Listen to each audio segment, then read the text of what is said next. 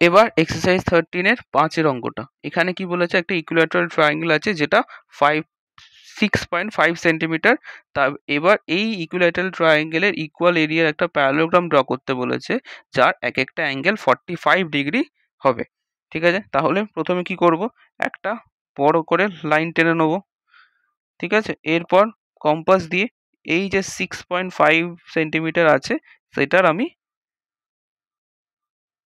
আমি মেজারমেন্ট নিয়ে নেব।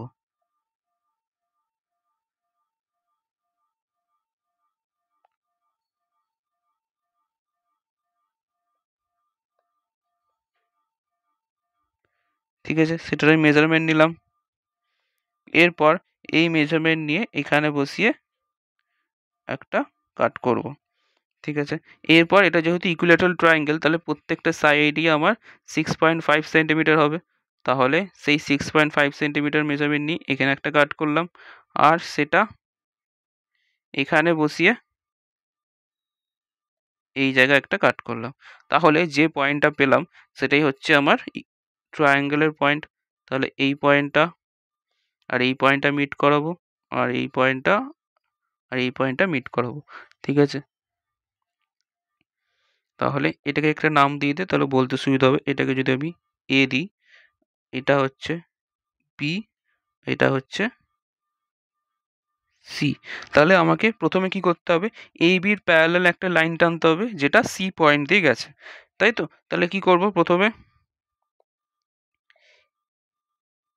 এ পয়েন্টে একটা যে কোনো আর্ক টানবো। ঠিক আছে, এ পয়েন্টে আমি যে কোনো একটা আর্ক আমি টেনে নিলাম। ঠিক আছে, সেই সেম মেজারমেন্ট নিয়ে সি পয়েন্টে আমি আর্ক টানবো।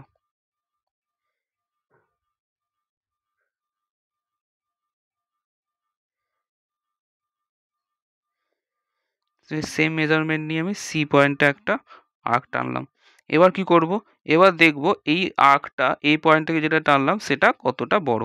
দেখলাম, দেখ এতটাই বড় আছে, তাই তো, এখানে এতটাই বড় আছে।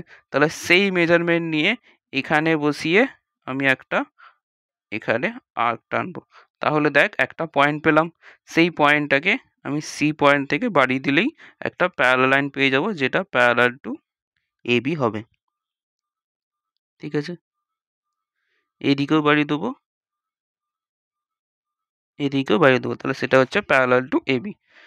ঠিক আছে, এবার আমাকে কি করতে বলেছে, এটা প্যারালোগ্রাম। প্যারালোগ্রাম ড্র করতে গেলে কি, যেটাকে আমি বেস নিয়েছি, এখানে কোনটাকে বেস নিলাম, এ বি। তাহলে এ বি কেন বেস, এ বির প্যারালাল করে আমি লাইনটা আছি, তাই সেটা হচ্ছে এ বি বেস। তাহলে এ বির একটা বাইসেকশন আমাকে ড্র করতে হবে। তাহলে এ বির বাইসেকশন কি করে ড্র করব, হাফের থেকে একটু বেশি মেজারমেন্ট নিয়ে এদিকে একটা কাট করব, তারপর এদিকে একটা কাট করব, তারপর বিতে বসাবো, সেম ভাবে এখানে একটা কাট করব, বিতেই বসিয়ে এখানে একটা কাট করব। তাহলে দেখ যে দুটো পয়েন্ট পেলাম সেই দুটো পয়েন্টকে আমি জয়েন করে দেবো, তাহলে এ বি ইন্টারসেকশন আমি পেয়ে গেলাম। ঠিক আছে, এবার আমাকে বলেছে যে প্যারালোগ্রাম ড্র করতে হবে, সেটা আমার 45 ডিগ্রি হতে হবে, তাই তো। তাহলে 45 ডিগ্রি আমার কম্পাস দিয়ে ড্র করা যায়। তাহলে কম্পাস দিয়ে ড্র করবো, কী করে করবো, প্রথমে একটা যে কোনো মেজারমেন্টের আর্ক টেনে নেবো। আচ্ছা, এই 45 ডিগ্রিটা সবসময় মনে রাখবি, এখান দিয়েই টানতে হবে, অন্য কোনো দিক অন্য কোনো পয়েন্টে কিন্তু টানলে হবে না। ঠিক আছে, এই যে পয়েন্টটা আমি নিয়েছি, নাম দিয়ে দিচ্ছি একটা, এই পয়েন্টটা মনে করো আমি নাম দিলাম ডি। তাহলে এই ডি পয়েন্টটা থেকেই 45 ডিগ্রি আঁকতে হবে, কারণ আমি এটাকে বেস নিয়েছি আর এই বেসের বাইসেকশন করেছি। তাহলে এই বাইসেকশনের যে পয়েন্ট, সেই পয়েন্ট থেকেই আমাকে রিকোয়ার্ড অ্যাঙ্গেলটা টানতে হবে। তাহলে এখানে দেখ, এই যে বাইসেকশন করেছি তার জন্য 90 ডিগ্রি ড্র হয়েছে তো। তাহলে এই জায়গাটা যেখানে এই যে পয়েন্টটা আছে সেটাই হচ্ছে আমার 90 ডিগ্রি। ঠিক আছে, তাহলে আমি কি করব, প্রথমে এই যে আর্কটা টানলাম সেটা যে পয়েন্টে কাট করেছে সেখান থেকে একটা এদিকে আর্ক টানলাম,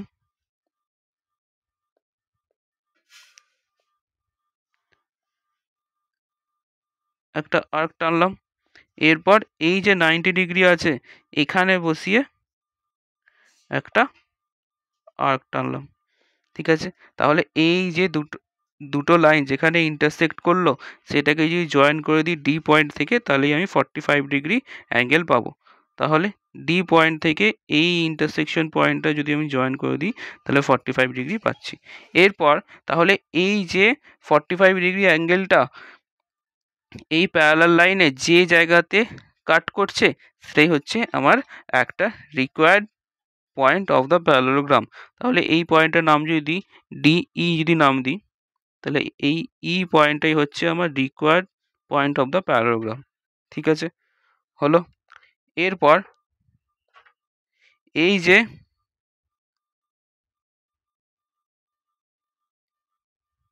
এ বি আছে, এই এ বির মেজারমেন্ট নিলাম, এই সরি এই বি নয়, এটা হচ্ছে ডিবি।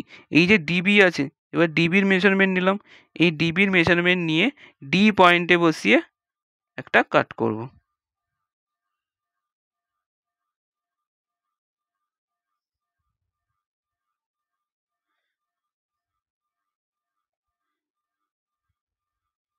ঠিক আছে, ডি পয়েন্টে বসিয়ে কাট করলাম। দেখ এখানে মিলে গেছে। যদি বাই চান্স কোনো সময় না মেলে তাহলে এই যে লাইনটা আমি টেনেছিলাম, এই যে লাইনটা আমি টেনেছিলাম এই প্যারালাল লাইন, সেটাকে আর একটু বাড়িয়ে দেবো। এখানেও বাই চান্সে মিলে গেছে, যদি না মেলতো তাহলে এই লাইনটাকে আর একটু বাড়িয়ে দেবো। তাহলে দেখ একটা জায়গায় কাট করেছে, সেই দুটো পয়েন্ট মানে বি পয়েন্ট আর এই যে নতুন পয়েন্ট সেটাকে যদি আমি বাড়িয়ে দিই তাহলে সেটাই হচ্ছে আমার রিকোয়ার্ড প্যারালোগ্রাম। তাহলে এটাকে আমি কোনো একটা নাম দিয়ে দিচ্ছি, ডিইএফ নাম দিয়ে দিচ্ছি। তাহলে রিকোয়ার্ড প্যারালোগ্রামটা কি হবে, ডি বি এফ ই, সেটাই হচ্ছে আমার রিকোয়ার্ড প্যারালোগ্রাম।